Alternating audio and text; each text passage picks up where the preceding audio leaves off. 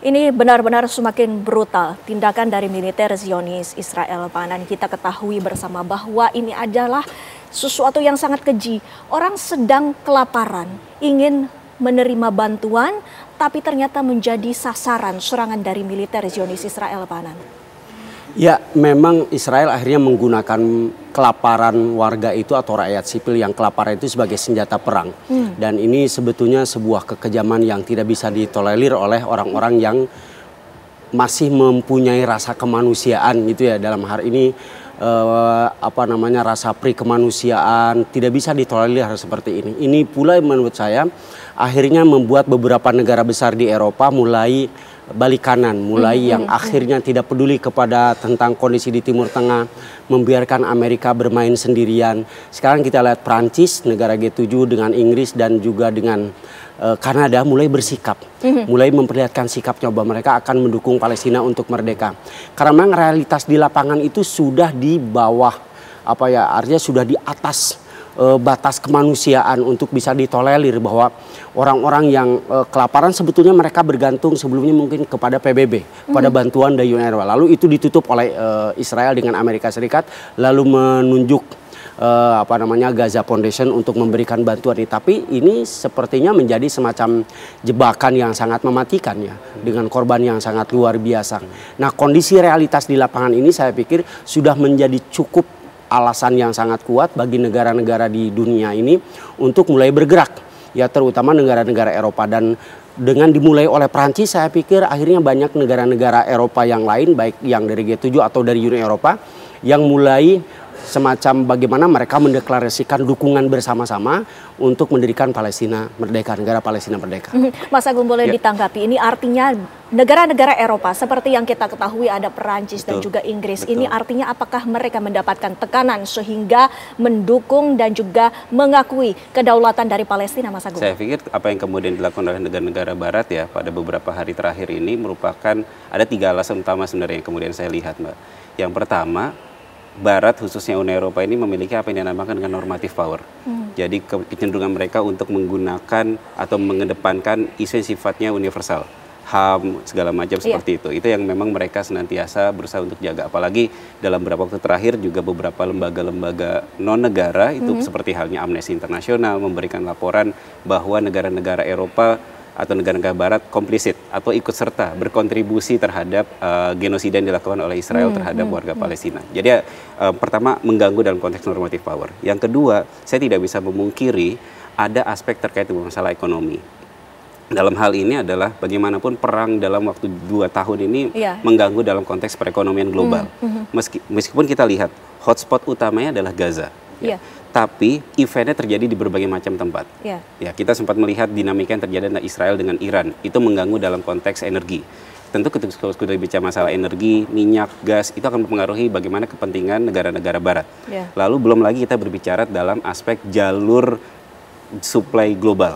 Dalam hal ini ketika perangnya memang ada di Gaza, tapi kemudian eventnya juga terjadi di wilayah Laut Merah, Houthi dan segala macam, itu mengganggu semua. Ya, artinya ada aspek ekonomi juga mengganggu Eropa. Dan dalam hal ini sebenarnya Eropa bersikap karena memang juga mereka adalah mitra dagang terbesar bagi Israel. Bahkan 28-34% volume perdagangan Israel itu paling besar adalah terhadap Eropa. Yang kedua baru Amerika Serikat, yang ketiga baru dengan Cina. Dan yang ketiga sebenarnya ada aspek perihal masalah persepsi publik domestik di berbagai macam negara. Tidak bisa dipungkiri negara-negara demokratik yang kemudian sangat mendengar bagaimana aspirasi publik itu berada. Data kemudian kalau saya menggunakan data YouGov itu menunjukkan di Eropa sekitar bulan Mei ketika mereka melakukan survei, ada 6-12% orang-orang Eropa yang menganggap bahwa apa yang dilakukan Israel sebagai bentuk self defense. 6-12%. Berarti sisanya punya persepsi yang berbeda. Gitu. Artinya dalam hal ini menjadi satu fakta yang menarik. Berarti ada dorongan publik domestik di berbagai macam negara yang sebenarnya ditunjukkan dengan berbagai macam aksi demonstrasi ya sebenarnya seperti itu, menginginkan adanya perubahan-perubahan tersebut. Dan hal ini kan juga dilakukan oleh berbagai macam negara kan. Bahkan yang tadinya sebelumnya negara-negara relatif tidak punya kekuatan yang dominan dalam konteks Eropa, ternyata sekarang negara-negara dominannya sudah mulai bergerak. Bahkan seperti halnya Inggris sudah mulai untuk mensuspend atau menunda negosiasi perihal masalah EU Inggris Israel Free Trade Area. Negosiasinya di suspend dulu sebentar. Dan ada usul juga di berbagai negara Eropa untuk juga menghentikan atau melihat kembali kerjasama perihal masalah, karena EU dengan Israel itu ada namanya EU Israel Association Agreement. Nah, jadi hal-hal tersebut artinya secara sederhana saya ingin mengatakan bahwa pengakuan segala macam seperti itu, tekanan yang tadi kita bicarakan di awal, tekanan itu dan kecaman itu tidak akan berarti apa-apa kalau kemudian tidak ada bentuk tindakan yang jauh lebih nyata untuk menekan Israel untuk menghentikan tindakan genosida. Karena tadi kita melihat bahwa Israel punya ketergantungan juga terhadap perekonomian dengan Eropa. Tentunya gonjang-ganjing kecaman yang diberikan oleh Eropa, saya rasa di titik tertentu akan memberikan titik juga tekanan juga terhadap Israel untuk kemudian bersikap. Ya, karena dalam realitasnya seperti yang tadi kita lihat, kalau lihat dalam bantuan kemanusiaan tadi kan semenjak Mei itu hanya sekitar 70 truk yang boleh dimasukkan. Betul. Sedangkan data PBB menunjukkan bahwa sehari itu seharusnya ada 500 sampai 600 truk yang harus masuk. Iya. Artinya Israel hanya mengizinkan 12% truk yang diizinkan untuk masuk. Ini kekejian yang begitu luar biasa yang kemudian dilakukan oleh Israel. Betul. Dengan adanya sikap dari Eropa sendiri yang telah melakukan keputusan seperti itu dan juga tekanan dari masyarakatnya sendiri, apakah ini bisa diartikan sebagai angin segar ke depannya untuk Palestina memerdekakan Palestina dan juga kedaulatannya ini diakui? Ya, kalau dalam hal ini kita akan berkorelasi dalam 1-2 hari terakhir ada yang dinamakan dengan deklarasi New York. Di PBB kemudian negara-negara yang disponsori oleh Prancis dan Arab Saudi menyepakati hal tersebut ya bersama negara-negara yang lain. Cuma yang jadi realitas adalah kita saya masih melihat itu sebagai satu bentuk ritual diplomasi.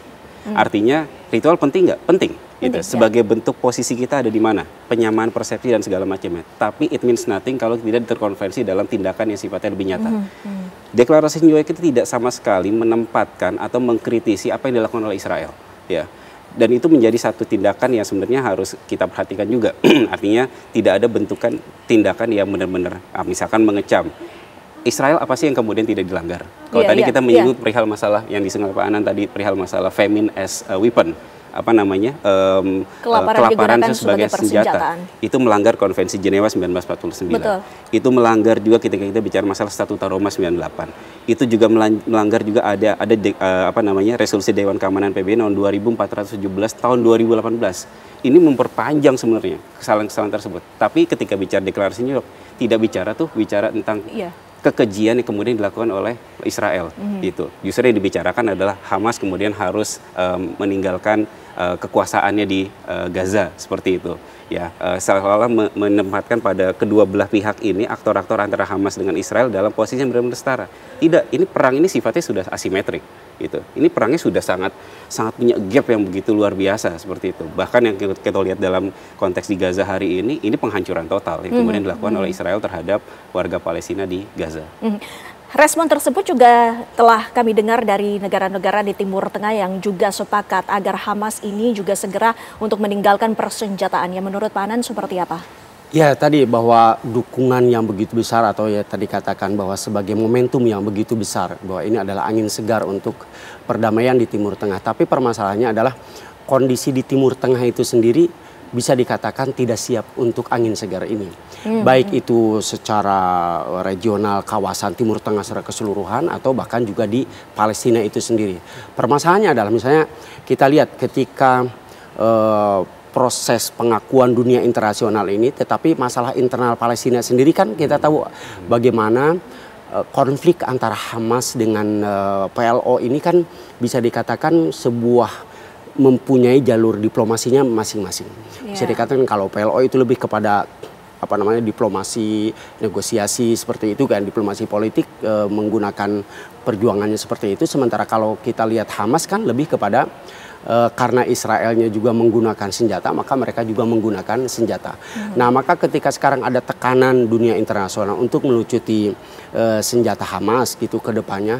Nah, ini permasalahannya jaminannya memberhentikan penjajahan Israelnya itu di poin mana? Seperti katakan Mas Agung bahwa sekarang sepertinya bahwa Israel itu sama sekali tidak melakukan kesalahan apapun.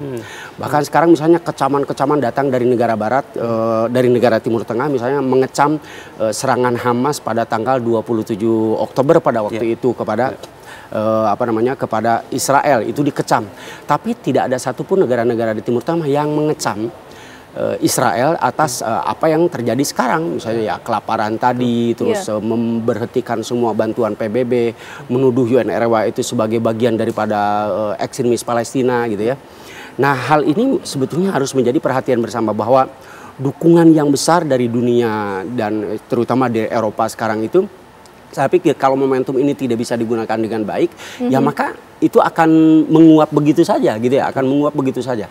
Artinya ketika Prancis membuka pintu, membuka kesempatan, lalu didukung oleh Inggris, lalu didukung oleh Kanada dan juga 14 negara Uni Eropa untuk mendukung Palestina, tetapi secara internal di Timur Tengah dan juga di domestik di Palestina sendiri, ya kurang begitu siap menerima hal ini, bahwa akan sejauh mana momentum ini digunakan untuk membawa kemerdekaan untuk Palestina.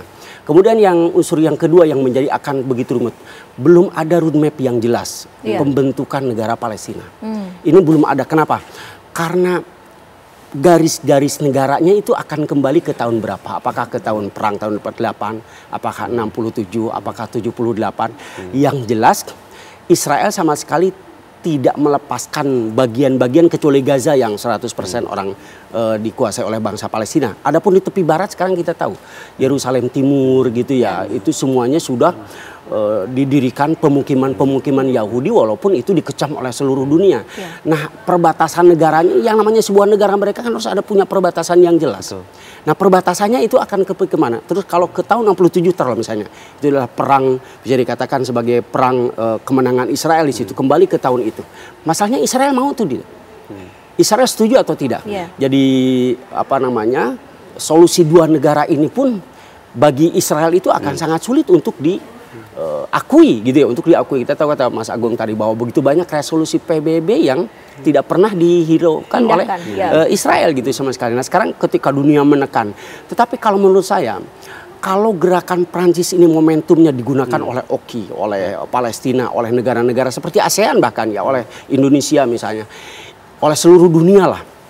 Saya pikir bahwa ujungnya yang namanya Israel dengan Amerika Serikat itu akan terisolir dari kancah politik internasional. Tapi Anda juga tadi menyampaikan bahwa sesungguhnya meskipun ada peranan dari berbagai pihak, ini artinya kemerdekaan dari Palestina itu masih jauh dari pandangan mata kita. Kita bahas nanti Bapak-Bapak usai jeda berikut ini pemirsa. Kami akan kembali.